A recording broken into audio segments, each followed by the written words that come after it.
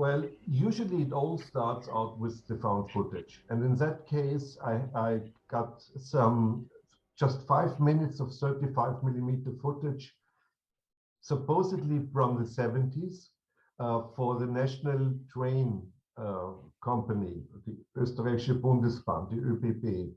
And what you saw is, you saw a tunnel in the distance, and the tracks of the train, and then a train comes, or a second train, a third train, or several trains within those 5 minutes, and it's getting closer and closer and closer and closer, and then it's quite near to the camera, and it also floats by, and then it vanishes in the distance. And it was filmed very badly, with clearly not an experienced cameraman. So in a way, it looked somehow inviting for me to make something out of it. So my first train film, an homage to the Lumiere brothers and the famous film where the arrival of a train from 1895. So I said, okay, let's call it Train again, like Kurt Kren called his film Tree again. All of my films are made in the darkroom.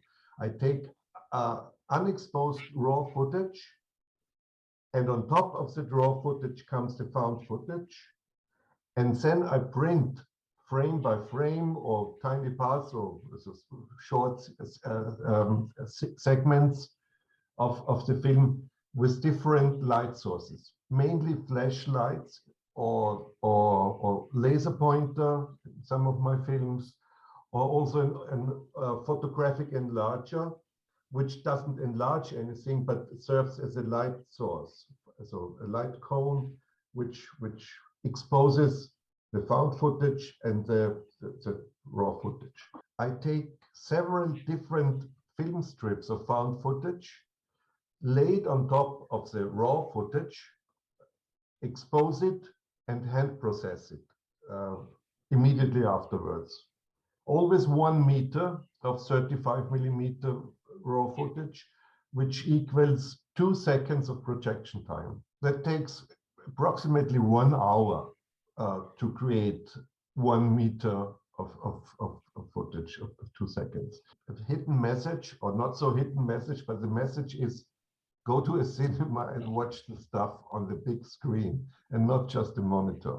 Of course, it's intense on a monitor too, but the full impact, you get the full impact in a cinema on the big screen. I transferred quite a lot from digital sources, so DVD and Blu-ray, from a monitor, which I photographed with a half format camera, frame by frame. I wanted to reconnect with the tradition of classical avant-garde films. I had several excerpts from some Hollywood films. And in the film of Kurt Kren, so Tree Again, you see the trees on a huge meadow.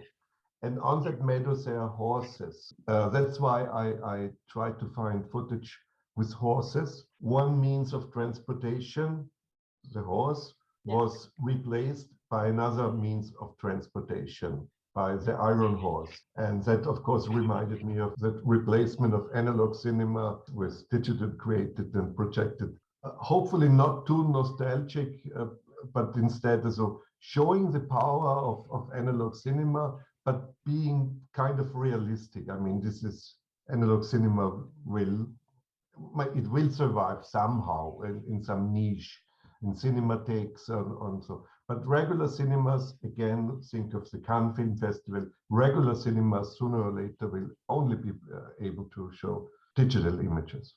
I really want to contribute to that tradition. I really want to be my films being seen as a part of that old and long tradition of filmmaking as an art form, as a radical art form.